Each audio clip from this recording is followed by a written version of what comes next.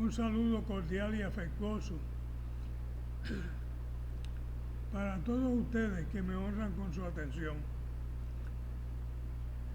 Voy a leer, explicar y aplicar a nuestra vida diaria un pasaje de la palabra de Dios, la Biblia. He escogido el pasaje que se conoce como la puerta estrecha. Se encuentra en el Evangelio según San Lucas, capítulo 13, versos del 22 al 30.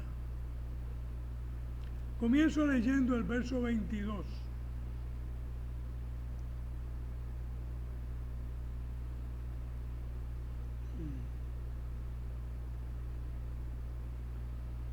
Estoy leyendo de la Nueva Versión Internacional.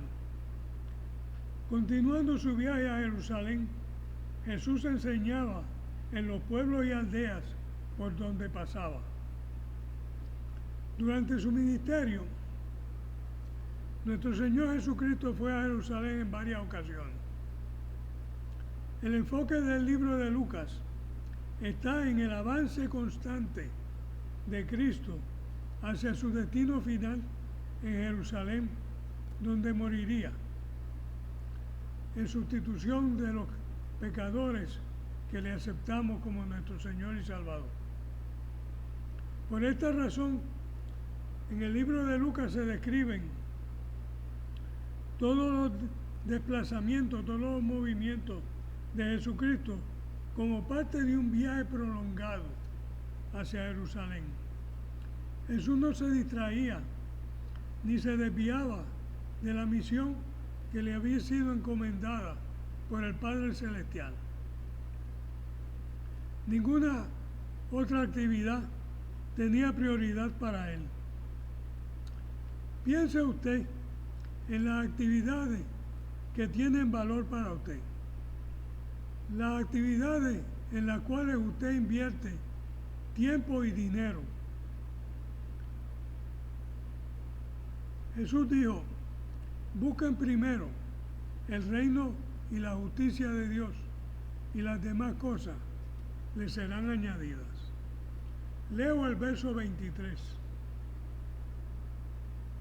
Señor, ¿son pocos los que van a salvarse?, le preguntó uno. Esta es una pregunta razonable. Equivale a preguntar: ¿cuál es el costo de la salvación? ¿Es la salvación una empresa difícil? Las exigencias de Dios en cuanto a la salvación son muchas y son difíciles. Los mensajes de Cristo en aquellos tiempos parecían dar la impresión de querer desanimar a los que no tenían mucho entusiasmo, a los que estaban tibios en su forma de acceder a la persona de nuestro Señor Jesucristo. Él mismo había declarado que el camino era tan angosto que muchos no lo hallarían. Esto contradecía la creencia general que había entre los judíos de aquellos tiempos, de que todos los judíos se salvarían, excepto los publicanos y otros pecadores conocidos. Leo el verso 24. Esfuércense por entrar por la puerta estrecha, contestó, porque les digo que muchos tratarán de entrar y no podrán. Este verso implica la existencia de varias puertas disponibles al ser humano. La puerta que lleva a la salvación no es obvia ni es cómoda. Hay quienes saben que lleva a la salvación, pero aún así no logran entrar por ella. Esto me recuerda a la descripción de las dificultades para alcanzar la salvación que Jesús nos dio en el pasaje conocido como la parábola del sembrador. En este pasaje, nuestro Señor Jesucristo nos dijo que rechazamos entrar por la puerta estrecha debido en primer lugar a los atractivos y las tentaciones del mundo en que vivimos. En segundo lugar, por los engaños del diablo. Y en tercer lugar, porque muchas veces las dificultades y las angustias de la vida nos desaniman de entrar por la puerta de la salvación. La respuesta de Cristo subraya la dificultad de entrar por la puerta estrecha. Esto implica una lucha enorme contra algo que se opone. Cristo no está indicando que el cielo pueda alcanzarse por el mérito del esfuerzo, por el trabajo. Dicho de otra forma, nada que hagamos hará que podamos merecernos la salvación, sin importar con cuánto esfuerzo trabajen los pecadores. Nunca podrán salvarse a sí mismos. La salvación es solo por gracia, es solo porque Dios la hace posible para nosotros. No es por obras, no nos la ganamos trabajando. Por otro lado, entrar por la puerta angosta es difícil a causa del costo en términos de orgullo humano, debido al amor natural que el pecador tiene por el pecado, y también debido a la oposición del mundo y al engaño de Satanás. Muchos procuran entrar y no podrán, porque a la hora del juicio muchos reclamarán que se merecían entrar gratuitamente al cielo. Pero Dios no puede tener en nada el sacrificio de Jesucristo y menospreciar la salvación. Debido a que somos pecadores, nuestro apego a las cosas atractivas y a complacernos a nosotros mismos es tal que sin la ayuda de Dios nunca preferiríamos obedecer a Jesús antes que complacernos a nosotros mismos. Nuestra salvación es solo posible porque Dios entregó a su Hijo para que recibiera en la cruz el castigo que nosotros nos merecemos, y porque proveyó al Espíritu Santo para que nos llevara a recibir a Jesucristo como nuestro Salvador y Señor. Tanto la puerta estrecha como la puerta ancha se ofrecen como vías para llegar al reino de Dios.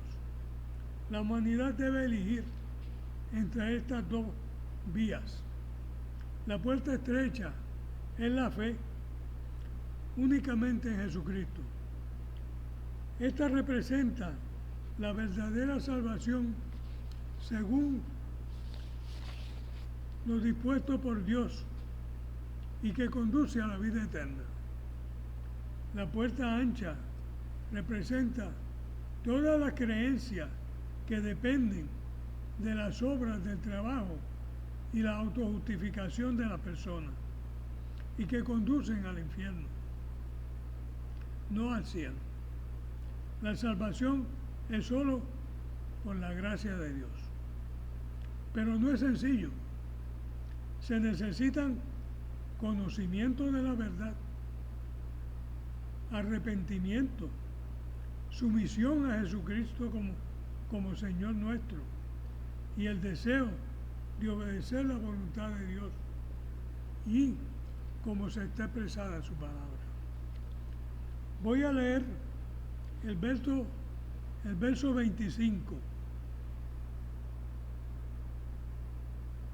Tan pronto como el dueño de la casa se haya levantado a cerrar la puerta, ustedes desde afuera se pondrán a golpear la puerta diciendo: Señor, ábrenos. Pero él les contestará: no sé de dónde son ustedes. Leí el verso 25. El dueño de la casa es Dios y la casa es la patria celestial, donde están los hijos de Dios bajo su cuidado, por supuesto en su compañía. Llegará el momento en que el acceso a la presencia y cuidado de Dios será terminado y será bloqueado. Hoy Dios está accesible a los seres humanos por el camino que Él diseñó y que Él implementó. Jesucristo es la puerta y es el camino. Comparando con las múltiples atracciones que el mundo nos ofrece, Jesucristo es una puerta estrecha, pero es la única que lleva a Dios. Y eventualmente se cerrará. Dejará de estar disponible.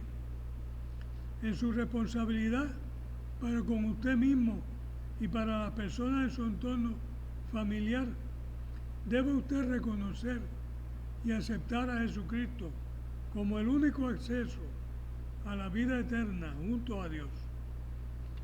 El sacrificio de Jesucristo es en el Calvario y nuestra aceptación de Él como el único camino a la vida eterna es lo que llamamos la salvación.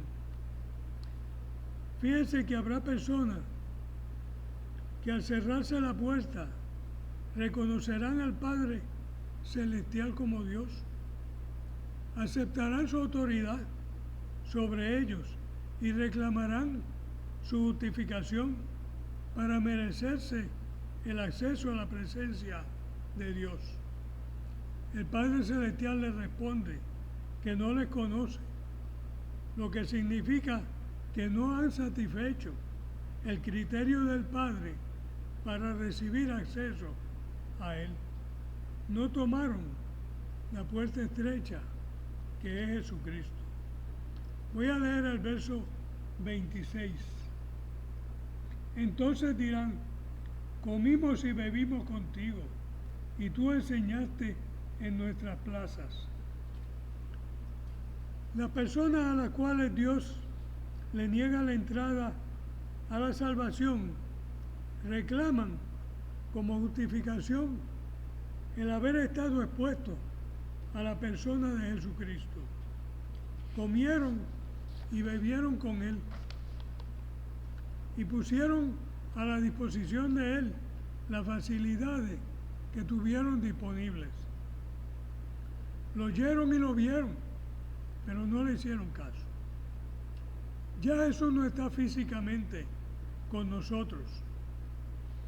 Pero hoy día hay entre ustedes personas que han sido expuestos a su carácter y a sus enseñanzas, en el trato y en las enseñanzas de los seguidores de Jesucristo para con ustedes. Por tanto, ustedes que me escuchan han estado expuestos a las verdades espirituales que Jesucristo proclamó. La decisión está en qué hacer con ese conocimiento que ustedes tienen. Aceptar o rechazar a Jesucristo. Leo el verso 27. Pero Él les contestará, les repito, que no sé de dónde son ustedes. Apártense de mí, todos ustedes, hacedores de maldad.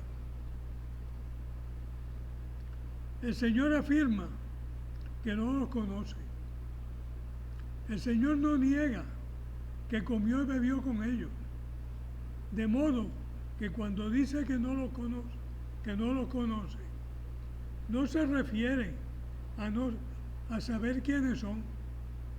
Él sabía quiénes eran. Conocer a Jesús es más que saber quién es reconocerlo como el Hijo de Dios enviado al mundo a dar su vida para recibir el castigo que los pecadores que le aceptan como su Salvador y Señor merecen por ser pecadores y por los pecados que cometemos. Rechazar a Jesús como su Señor conlleva ser separado de Él. Esto es lo que la Biblia llama el infierno. A estas personas Jesús llama hacedores de maldad. En todo grupo de personas hay malas personas y hay también personas decentes y bondadosas. Jesús nos dijo que por sus hechos los conoceríamos. Cuando aquí dice hacedores de maldad, se refiere a rechazar el camino de salvación que Dios ha provisto a través del sacrificio de nuestro Señor Jesucristo. Nadie se va al infierno por las cosas malas que hace, por las maldades que cometen. Las personas que se van al infierno por lo que dejan de hacer, por negarse a aceptar a Jesucristo como su Señor y Salvador. La maldad mayor y que lleva al infierno es rechazar a Jesucristo. Voy a leer el verso 28. Allí habrá llanto y crujir de dientes cuando vean en el reino de Dios a Abraham, Isaac, Jacob y a todos los profetas, mientras a ustedes los echan fuera. Este verso nos da la certeza de la realidad de la existencia del infierno. Nos asegura que es un lugar específico y que existe en él una condición de tormento continuo. Así tiene que ser, porque si no existiera el infierno, entonces la venida de Jesús al mundo y su sacrificio no tienen sentido, no tienen justificación y estarían de más, habrían estado de más. Cristo vino a rendirle cuentas al Padre Celestial en sustitución de los pecadores que le habrían de aceptar, que habrían de recibirle como su Salvador y Señor. El Padre Celestial no puede ignorar o tener en nada el sacrificio de Jesucristo y no castigar a los que lo rechazan. La frase, las tinieblas de afuera, describe la oscuridad más lejana de la luz, es decir, la oscuridad más profunda. La frase, el lloro y crujir de dientes, se refiere al inconsolable tormento y el lamento continuo. Jesús usó esta descripción en varias ocasiones en la palabra escrita de la Biblia. Leo el verso 29. Habrá quienes lleguen del oriente y del occidente y del norte y del sur y participarán en el banquete del reino de Dios. Este verso nos dice que la salvación no se limita a un pueblo o raza. Está disponible para todo ser humano. Ahora, hay que aceptarlo. Es un regalo para los que lo aceptan. Como todo regalo, para disfrutarlo, hay que aceptarlo. Leo el verso 30. En efecto, hay últimos que serán primeros y primeros que serán últimos.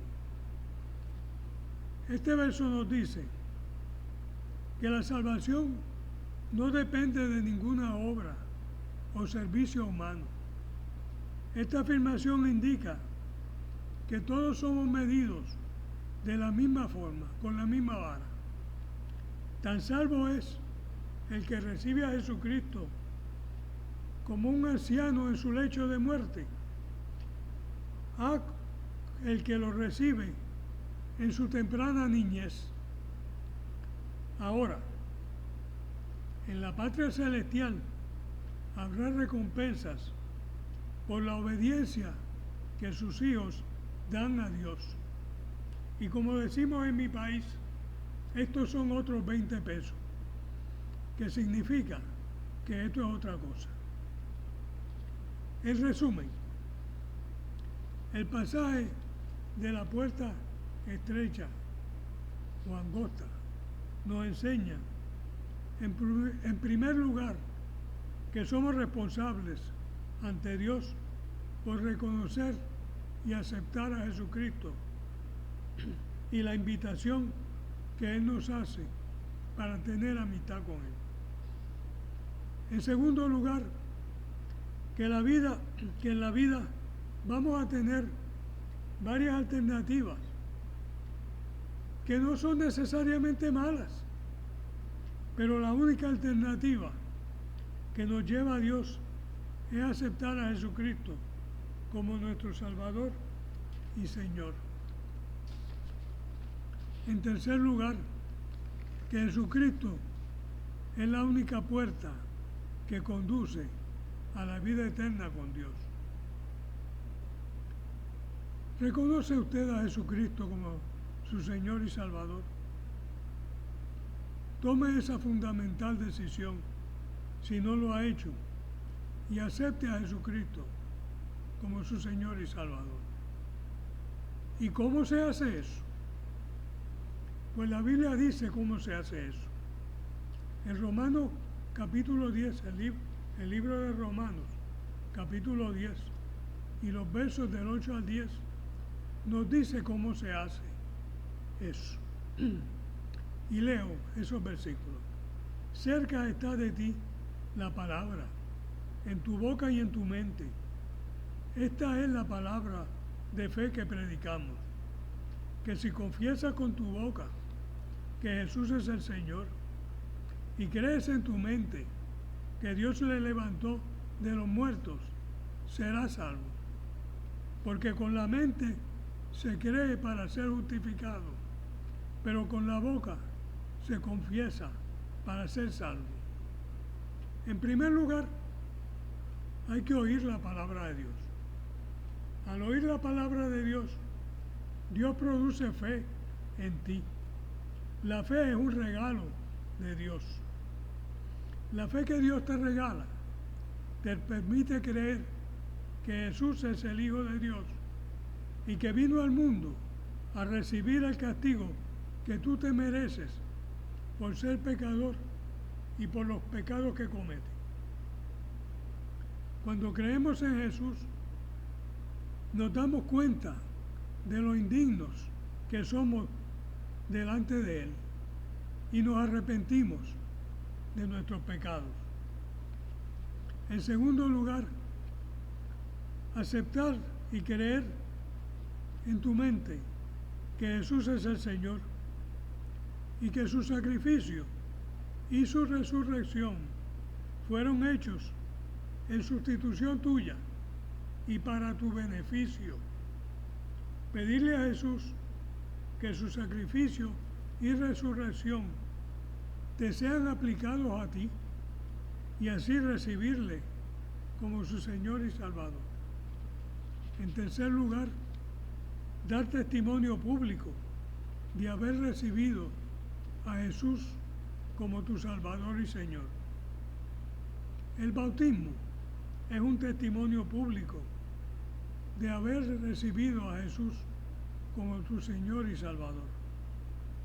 Visita una iglesia cristiana evangélica. Comunícales tu decisión por aceptar a Cristo como tu Salvador y solicita ser bautizado.